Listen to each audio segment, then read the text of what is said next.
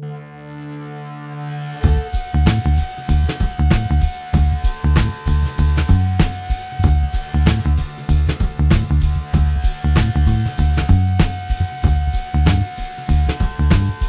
how you doing? This is Nasir Harris from the Nightly News and our podcast, and I'm here with Paul Miller, our professor for humanities, and we're here to talk about his workshop, Digital Media and the College Students. How you doing today, Paul? I'm doing very good. The tables have turned here. Usually I'm in the host chair.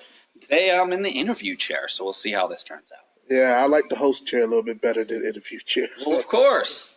For the first time, though. Well, first of all, I want to get into it. I want to ask you, how can people get in contact with you through digital media or social media? Well, I'm a very large advocate of LinkedIn. In fact, some of what the workshop we'll talk about is sort of give you an introduction to LinkedIn. I know that so often we on Facebook and Twitter, Instagram, Snapchat, we like to use it in our personal lives. LinkedIn allows you to basically talk about what you're doing professionally. Talk about what you're doing in college. Nasir, you should have a LinkedIn page that says that you're, part of the Nightly News podcast committee. Right. And that's when you get out, that allows an extra layer for employers to look at your accomplishments. So I encourage all students to follow me on LinkedIn. That's where we're going to probably be able to converse back and forth. Typically, and this is just my own personal preference, typically don't become friends with people from Central Penn. I personally feel that Facebook is more for friends and family. Right. Not to say I'm not friends with some of my colleagues, and not to say that there are a few of them are Facebook friends, but I typically like to keep it professional. So I would absolutely suggest LinkedIn. Okay. On Twitter, I am at Solutions for ADV. I used to work for a company called Solutions for Advertising, and I thought that stuck with me because I like to think that I'm a solution for small businesses to advertise, and I share many different things social media related. So you certainly can follow me there on Twitter or LinkedIn. Okay, no problem. And I'm just going to give you guys a note that Paul Miller will be having this workshop Tuesday, May 3rd from 4 to 5. You know which room it's going to be in? We're going to be in ATEC 202, right inside the front door. So I know that, for example, I have some online students who have never been to campus, right, and that might be making the trek up for that. And I've got I'm inviting people from the community to come as well. Okay. So it's literally right inside the front door of ATEC. You just walk in and hang a left, and I'm going to be the second room on the left-hand side. Okay, no problem. Now we're going to get into the first question for you, Paul. Why has digital media become so important in today's world? This kind of is I'll try to be brief, but it's a little bit of a long-winded answer. Yeah. Where I got into broadcasting, I actually worked when I went to Slippery Rock University, I worked for the campus radio station there for 4 years. And it was my passion. It was what I wanted to do. And being on air was a desire and goal that I had. And I went on and I interned and then worked for WLER 97.7 in Butler, Pennsylvania. Mm-hmm. And I worked there for a period of time. But for one, there's not a lot of money in radio, right, unless you're a Howard Stern type or unless you're a Rush Limbaugh type, right, who can get into syndication. On a local level, it's very difficult to make money. Right. Even back then. The opportunities for being on air weren't there for me. And what I tried to do is I tried to look ahead and say, what are some things that are coming up in communications? And this is where I took a look at social media. When I first got involved with social media, I was back doing my master's work, and actually I was on MySpace. If anyone remembers MySpace. I remember MySpace. Of course. And we all, and you and I just did it right here. We say the word MySpace and everyone chuckles because right, it was very rudimentary. And obviously Facebook has come so far. But without MySpace, I don't know that Facebook exists. Right. Without MySpace, I don't know that Twitter exists in the fashion that it does today. Right. And we have to look at MySpace as being sort of the innovator. The first one. To answer your question directly, I believe that there's been a revolution in communication. Right. And the further and further we get down the line, the more social media is going to become just second nature in how we communicate, the same way writing letters used to be, the same way the telephone used to be. Right. We're going away from that, and it's something that's not going to go away. Just to finish up to answering this question, one of the things I hear a lot when I talk about social media in class is, oh, this is just a fad. Facebook will go away, Twitter will go away, because MySpace did. Everybody assumes, and MySpace does still exist, by the way. It's Right. not in its original form, but it does still exist. Completely different. Yeah. The thing is that this is not a fad. This is how people are communicating now. This is how people are always going to communicate. Now, the channels might change. Right. Maybe Facebook does go out of business. Maybe Twitter does go out of business. But there will always be a new social network popping up. Right. So, and really, I think that a lot of people, when they think social media, they think Facebook. Social media is not Facebook. Facebook is a social media channel. Those channels may come and go. Social media will not. Right. Okay. Well, our next question would be, what are the benefits for college students that are well skilled in digital media? Oh man, I could go on for days about this.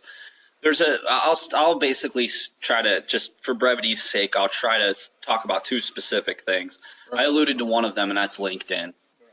I have spoken with employers and even read articles nationally that basically say if you do not have a LinkedIn profile, that corporations and businesses now are not even looking at students without a LinkedIn profile. Right. LinkedIn has sort of shoehorned its way into the job-seeking process. And by that I mean, back even 15 years ago, we would look for jobs in the newspaper. We would send them, maybe even email them a resume, and they would make their determination that way. Right. Now that's not the case. We're applying for jobs online. We're expected to have a strong digital presence, especially for communication students. Right. We have to have a very strong online presence. And LinkedIn is just an absolute necessity. It affords you the opportunity to put more about yourself, put what you're doing volunteering, put what you're doing, what clubs and what groups you're associated with. And that gives you an opportunity to, showcase yourself. That's what it's all about. It allows the employer to know more about you. Second thing is blogging. And, these are actually future workshops that I'm going to be doing. The spring is going to be the digital media and the college student. Summer, we're going to have LinkedIn. The time is now. And in the fall, we're going to do how to start a blog and how to build your following, which I've been doing for years as well. So maybe we can talk about that in a future podcast. Okay. So blogging. So you said LinkedIn and blogging are two major things.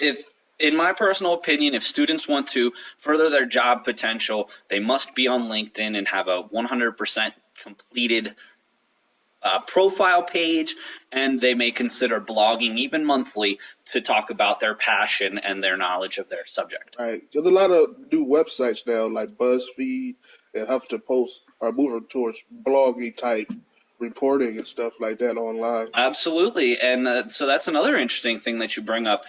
Even our own nightly news media club is basically what's considered a blog. Right. And so now we're sort of transforming, in the way social media has transformed communications, blogging has transformed journalism. Right. So now some more citizen blogging is coming to be. So it's a very fascinating time for students, but only if they take advantage of it. Okay. So what type of employers you say will these type of skills be more beneficial in? Everyone. Now, typically, obviously, communications students are going to need to have a very, very strong social media presence because that might be what they're expected to do when they get out into the field. So if somebody isn't acting professionally on Twitter, no one's going to let you operate their Twitter feed. Right. And that's one of the things. I actually get a lot of people asking me, I don't post much on Twitter. I don't post much on Facebook. And I get a lot of questions. Professor Miller, you're the social media guru, if you will, but I never see you post anything. There's a reason for that. I work with a lot of small businesses in the area, and I am their voice. I'm their online voice. So I probably tweet 10, 15 times a day, not on my own channel. The reason that is because these individuals look to me for expertise. So if I go on there and say, start saying my own opinions, and they may not care for that, that could cost me a position. Same thing here. I'm expected to be a professional, and I just don't like to put out. I think, frankly, too many individuals right now are on social media too much, Right. giving too much information about themselves, and are saying negative things. And that's what this digital media and the college student's all about. What to say and how to say it on social media to use it as a benefit and not the reason why you don't get it. Right. That segues into my next question, what I'm talking about. We have like the social media explosion happened to a generation of young people who wasn't really prepared for it. Because I know when I was in middle school and high school, we just had laptops, and that was the biggest thing. And the greatest thing in the world was if you could Bluetooth your laptop to somebody else and play like Halo online or something like that. And then within the 10 years, you got smartphones and cell phones. So do you think that we lose a little bit of interpersonal skills from social media being so prevalent, or especially with young people nowadays? Well, there's two ways to look at this. The short answer is yes. I think that, it's funny when you see, and I see this occasionally, you go out to dinner and there's a young gentleman and a young lady at the table. Right. They're not talking to each other. They're on their phones. And they on a date. And so, yes, I do think some interpersonal skills have been lost. Right. But in a larger sense, I believe that this is just the way it is. And we're all moving toward maybe losing a lot of communication skills, not even just interpersonal skills, small group skills. I teach a lot of public speaking, oral communications classes. Right. I see some of these skills somewhat deteriorating somewhat. Right. And really what it is just anxiety. Because we're so used to communicating with each other through phones, right. I think that there's additional anxiety when it comes to getting up in front and talking to a small group of people or even a large group of people. Okay, what things should students watch out for when dealing with social media?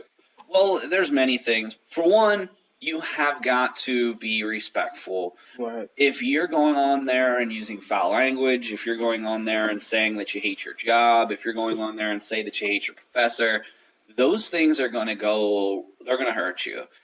What a lot of people don't understand about social media is it doesn't go away. Right. I mean, even if you delete a comment or a tweet or a Facebook post, that can still be there. Someone could have taken a screenshot. Right. There's all kinds of things that can go into that. And Nasir, this is how these jobs are determining who is getting these positions. They're going on your social media.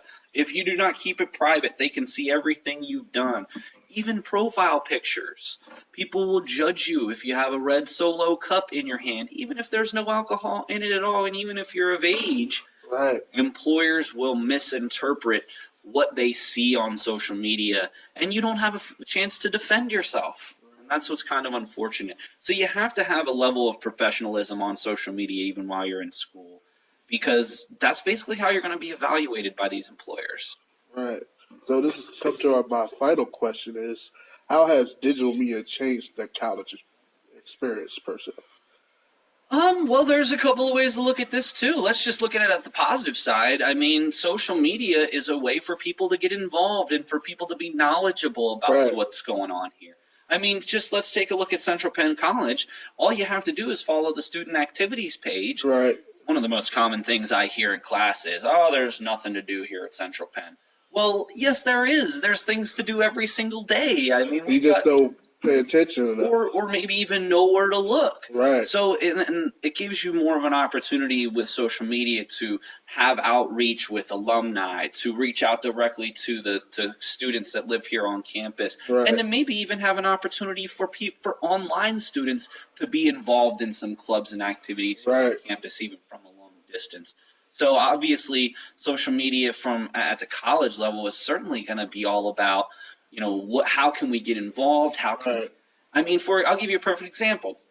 Dr. Scalfaro, obviously the men's basketball team, Central Penn Knights, were in the finals of the USCAA tournament. Right. And we had Coach Baker on the podcast previously. They were able, through social media, to round up as many people that were here on campus and got them all on a bus and said, let's go support our Knights. And we traveled, 50, 60 people out there. Right. So it was pretty amazing that just from a day turnaround, Right. From the Knights winning Friday at 5 o'clock, 6 o'clock to Saturday morning, a large brigade of Central Penn Knights heading out to support the team. I mean, I don't think in previous years I'd have been available or even possible without social media. Right. Well, I appreciate your time. I appreciate you giving me this interview.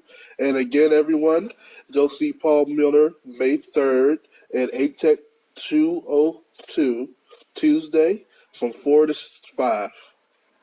Tuesday, May 3rd from 4 to 5. Yep. Tuesday, May 3rd. And I'm so excited. I like to do these series of workshops, so hopefully May 3rd works for you. I'd love for you to be there, but keep an eye out for some of my future workshops that I'm going to do, and I'm sure that we'll sit down and do a few. No problem. Thank you.